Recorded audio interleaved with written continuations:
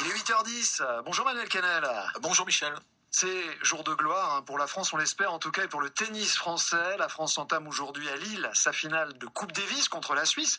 On va en parler ce matin avec notre invité, le tennisman rouennais Charles Roche.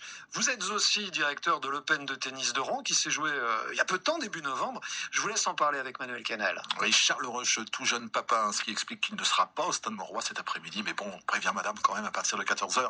Va pas falloir lui demander grand-chose. Finale de la Coupe Davis donc entre la France et la Suisse. Pour mémoire, je rappelle que la dernière victoire de la France, la 9e, remonte à 2001. C'était sur l'herbe australienne avec un superbe Nicolas Escudé. Du côté de la Suisse, pour l'instant, Kutchi, 0 victoire. Charles, je ne vous demande pas votre pronostic, mais votre conviction. Qui va gagner ?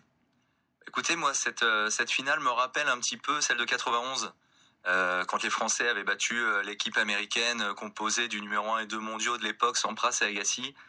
J'ai l'impression qu'on est un peu dans la même configuration. Les Suisses ont une dream team avec un Federer au sommet de son art et un Wawrinka qui vient de gagner un grand chelem pour la première fois. Mais malgré tout, je pense que les Français vont gagner. J'en suis convaincu.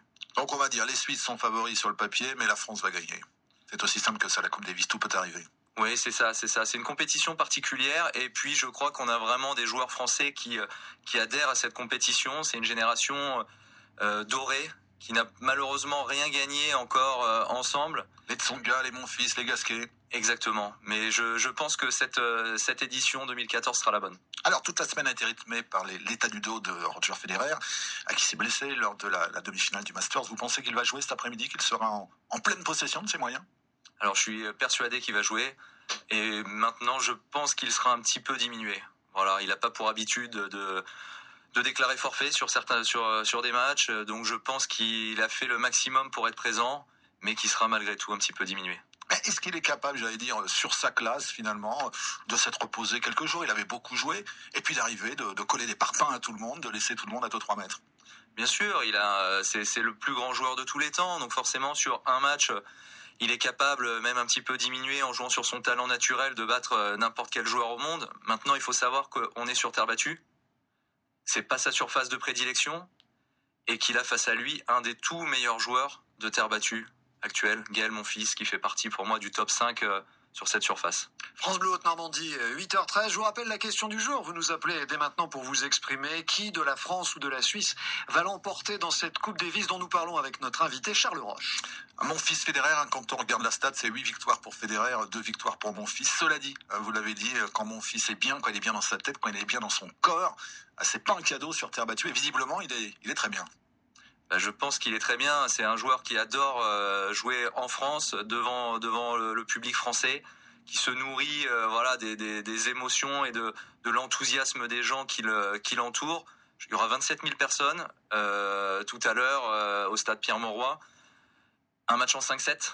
Je pense que ça l'avantage aussi. Je suis persuadé qu'il va faire quelque chose de grand sur Roger Federer tout à l'heure. À 27 000 personnes, comment va se comporter le public français ? Parce qu'on sait que Federer a une grosse cote d'amour. Mais c'est vraiment exceptionnel. Hein. Je pense que partout dans le monde où joue Roger Federer, il est quasi autant ovationné que les joueurs locaux. C'est dire à quel point il est aimé et respecté. Ouais. Alors on a dit dernièrement qu'il y a eu quelques petites tensions entre Federer, entre Wawrinka. Du côté de l'équipe de France, par contre, c'est le beau fixe. On sait que toute cette génération a vraiment envie, ensemble, de réussir un truc en Coupe Davis.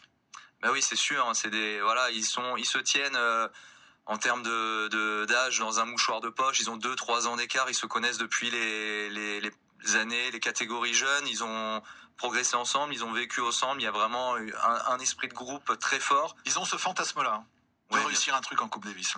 Ah oui, bien sûr, je pense que ça serait vraiment une consécration pour eux. Et puis voilà, dans un sport individuel, gagner une compétition comme ça par équipe, c'est quand même quelque chose de très fort. Ça permet de partager la victoire avec ses partenaires, avec ses amis, c'est quelque chose d'exceptionnel. Alors il y a une pression particulière en Coupe Davis, il y a une énergie particulière et ça donne souvent des matchs de dingo.